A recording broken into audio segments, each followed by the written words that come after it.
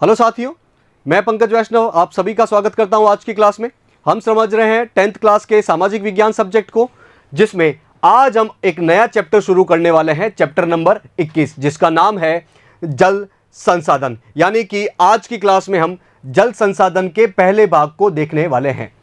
ये जल संसाधन क्या होते हैं, नाम से ही समझ में आ रहा है कि इस चैप्टर में हम प्रमुख रूप से पानी या जल के बारे में पढ़ने वाले हैं। और प्रमुख रूप से कौन कौन सी चीजें पढ़ेंगे?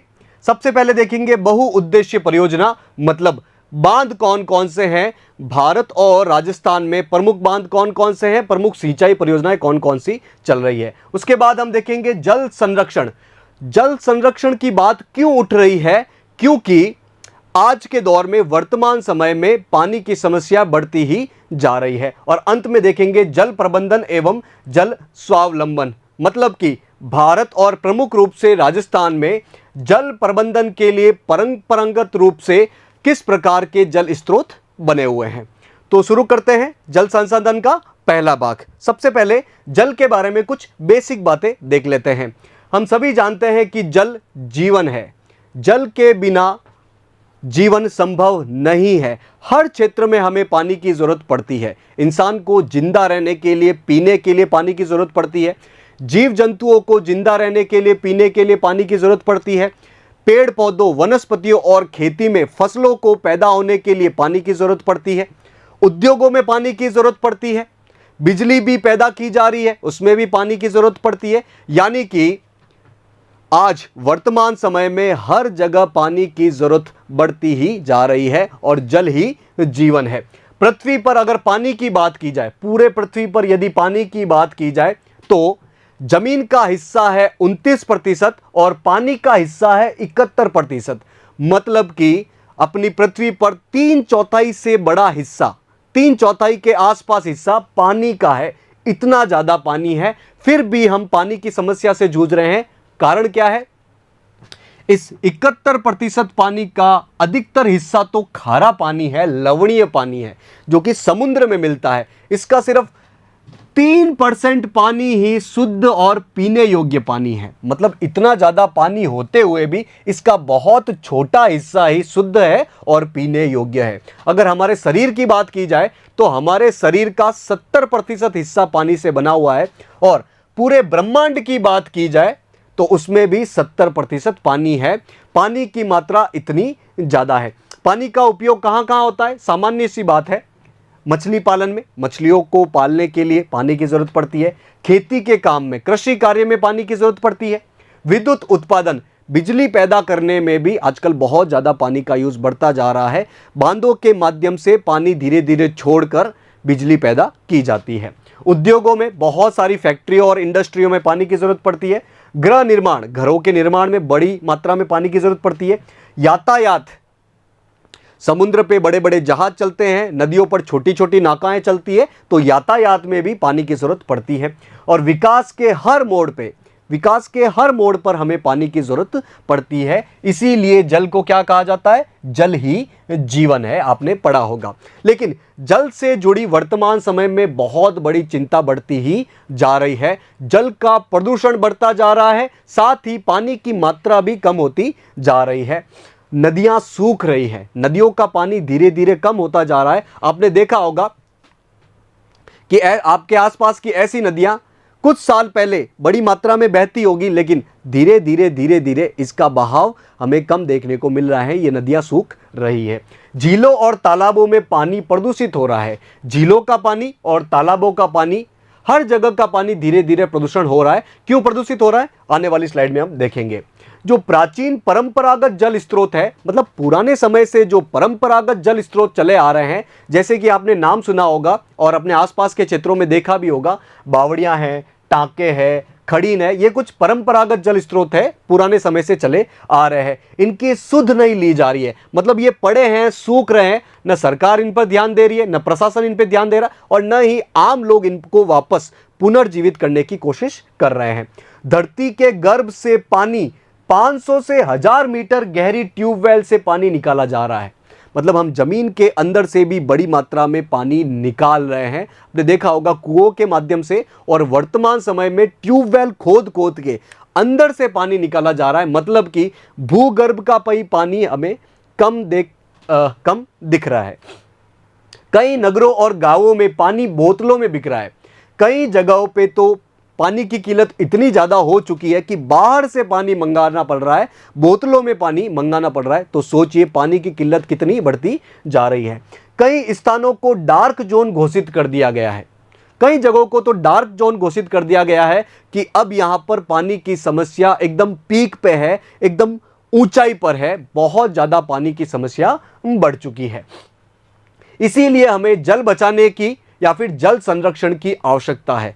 इतनी सारी समस्या देखते हुए हमें जल को बचाने की, जल को संरक्षित करने की बहुत ज़्यादा आवश्यकता है। और पर्टिकुलरली वर्तमान समय में तो बहुत ज़्यादा है जल संरक्षण की आवश्यकता। यदि आप चाहते हैं कि हम अपने पर्यावरण को बचाएं, पर्यावरण मतलब अपने आसपास जो भी चीज़ है, चाहे वो पेड़ पौधे हो, चाहे वो हवा हो, किसी भी प्रकार का कोई भी पर्यावरण हो, उसको बचाना है तो हमें जल को बचाना ही होगा। जल के माध्यम से ही बहुत सारी चीजें पैदा होती है, पनपती है। तो हमें जल संरक्षण की, जल बचाने की बहुत ज्यादा आवश्यकता है। आगे बढ़ते हैं, मेन टॉपिक पे आते हैं, बहुउद्देश्य नदी घाटी परियोजनाएं। क्या होता है बहुउद्देश्य नदी घाटी परियोजनाएं? अगर सिंपल भाषा में समझे तो बांधों को कहा जाता है बहुउद्देश्य नदी घाटी परियोजनाएं। बांध क्या होते हैं? आपने अपने आसपास के क्षेत्र में कभी ना कभी बांध का फोटो देखा होगा या खुद भी घूम के आए होंगे। बांध क्या होते हैं? इस फोटो में आप देख सकते हो, ऐसा कुछ स्ट्रक्चर होता है, ऐसी संरचना होती है। ये पक्की भी हो सकती है, मिट्टी की बनी भी हो सकती है, लकड़ी की भी हो सकती है। और इसके पीछे नदियों का पानी रोककर इकट्ठा किया जाता है और फिर इस इकट्ठे पानी के बहुत सारे यूज होते हैं। जैसे कि नहर बनाकर सिंचाई के लिए पानी रिलीज किया जाता है, किसानों को पानी दिया जाता है। इसके अलावा बिजली पैदा की जाती है। धीरे धीरे पानी छोड़ो, नीचे टरबाइन लगाओ, पानी छोड़ने से टरबाइन घूमेगा और बिजली पैदा हो जाएगी। तो बिजली पैदा करने के लिए भी इस बांधों में जमा पानी का यूज किया जाता है। इसके अलावा अगर नदी में बाढ़ बहुत ज्यादा आता है, नदी में बाढ़ बहुत ज्यादा आता है तो क्या किया जाएगा? इस पानी को रोक दिया जाएगा। यानी कि बाढ़ को कंट्रोल करने में, बाढ़ को नियंत्रण करने में भी बांधों का बड़ा उपयोग होता है। इसके अलावा इसके आसपास वाले क्षेत्रों में पेड़ पौधे लगाने हैं, वन लगाने हैं, तो भी इस पानी का यूज होता है। इसके आसपास वाले क्षेत्रों में चारागाह विकसित करना है, पशुओं को खिलाने के लिए चारा पैदा करना है, तब भी इस पानी का यूज आता है। मतलब कि एक बांध से, इस एक संरचना से आप बहुत सारे उद्देश्यों की पूर्ति कर रहे हो। इसीलिए बांधों को क्या कहा जाता है? बहुउद्देश्य नदी घाटी परियोजनाएं। तो भारत में बहुउद्देश्य परियोजनाओं में नदियों पर बड़े बड़े बांध और कृत्रिम झीलें बनाई जाती है। बड़े बड़े बांध और कृत्रिम झीलें बनाई जा रही है नदियों को रोककर। इसके क्या उपयोग है? अभी मैंने बताया, बाढ़ नियंत्रण में, नदी में ज्यादा बाढ़ आती हो तो उसका पानी रोक दो बांध बनाकर, तो बाढ़ कंट्रोल हो जाएगी। सिंचाई हेतु नहरें निकाली जा सकती है, इससे नहर निकालो और समय समय पर पानी रिलीज करते रहो। और इन नहरों के माध्यम से, इस नहरों के आसपास वाले गांवों के किसान क्या करेंगे? पानी लेंगे, उनको पानी सप्लाई होगा और वो अपनी खेती सुचारू रूप से कर पाएंगे। मत्स्य पालन, मछली पालन भी किया जा सकता है। जल विद्युत उत्पादन, जल विद्युत क्या होता है? पानी से बनने वाली बिजली को बोला जाता है जल विद्युत। तो जल विद्युत उत्पादन में भी बांधों का बड़ा योगदान है। चारागाह और वृक्षारोपण के लिए मैंने अभी बात की कि इसके आसपास वाले क्षेत्र में बड़ी मात्रा में पेड़ लगा सकते हैं क्योंकि पानी है। चारागाह विकसित कर सकते हैं ताकि पशुपालन सुचारू रूप से हो सके, पशुओं को खाने के लिए चारा मिल सके। तो चारागाह और वृक्षारोपण के लिए भी बांधों का यूज किया जाता है।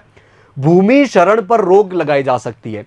नदियां जब बहुत तेजी से बहती है तो अपने साथ मिट्टी का कटाव करके आगे ले जाती है, लेकिन बांधों के माध्यम से आपने पानी को रोक दिया, नदी को रोक दिया, तो नदी इतनी तेजी से बहेगी नहीं, तो क्या हो जाएगा? मिट्टी का कटाव होने से बच जाएगा। तो यानी कि आप एक बांध बनाकर बहुत सारे उद्देश्यों की पूर्ति कर जा रहे हो। इसीलिए बांधों को बहुउद्देश्य नदी घाटी परियोजना भी बोला जाता है। बहुउद्देश्य, बहुत सारे उद्देश्य, नदी घाटी मतलब नदी को रोककर बांध बनाया गया है, और परियोजना मतलब योजना। तो बहुउद्देश्य नदी घाटी परियोजना बांध। इसके अलावा बांधों का उपयोग कहीं कहीं जल यातायात करने के भी काम में आ रहा है। पानी के माध्यम से यातायात, छोटी छोटी नौकाएं चलाकर इस पे आप एक जगह से दूसरी जगह पर जा सकते हैं। यानी कि इन योजनाओं से नदी घाटी क्षेत्र में विकास हो रहा है। नदी घाटी जो क्षेत्र है, नदी जहां बह रही है, उसके आसपास वाले क्षेत्र में बड़ी मात्रा में इसमें विकास हमें देखने को मिल रहा है। इसीलिए पर्टिकुलरली भारत और राजस्थान के संदर्भ में बहुउद्देशीय नदी घाटी परियोजनाओं का बड़ा महत्वपूर्ण रोल है। इसीलिए इस चैप्टर में हमें कुछ इंपॉर्टेंट प्रमुख, भारत की प्रमुख बहुउद्देशीय नदी घाटी परियोजनाओं को देखना है। जैसे कुछ नाम यहां दिए गए हैं। पहला है दामोदर घाटी परियोजना, दामोदर नदी पर है। कोसी परियोजना, कोसी नदी पर है। हीराकुंड परियोजना, नागार्जुन सागर परियोजना, कृष्णा नदी पर है। भाखड़ा नांगल परियोजना, सतलुज नदी पर है। चंबल घाटी परियोजना, चंबल नदी पर है। और इंदिरा गांधी नहर परियोजना, ये तो सतलुज और ब्यास नदी जहां मिलती है वहां से एक नहर निकाली गई है, जो कि राजस्थान के पश्चिमी क्षेत्र को बड़ी मात्रा में पानी सप्लाई करती है। तो इस चैप्टर में हमें प्रमुख रूप से इन योजनाओं के बारे में देखना है। तो इन योजनाओं के बारे में हम विस्तार रूप से अपनी नेक्स्ट क्लास में भाग 2 में पढ़ने वाले हैं। तो आपको करना क्या है, आज जो भी चीजें पढ़ी है, बहुत कम चीज पढ़ी है, बेसिक चीजों को समझा है, तो आज ही उसको रिवाइज कर डालो ताकि लंबे समय तक अपने दिमाग में रह सके। आशा है कि आज की क्लास आपको समझ में आई होगी। आज की क्लास से जुड़ने के लिए आप सभी का बहुत बहुत धन्यवाद।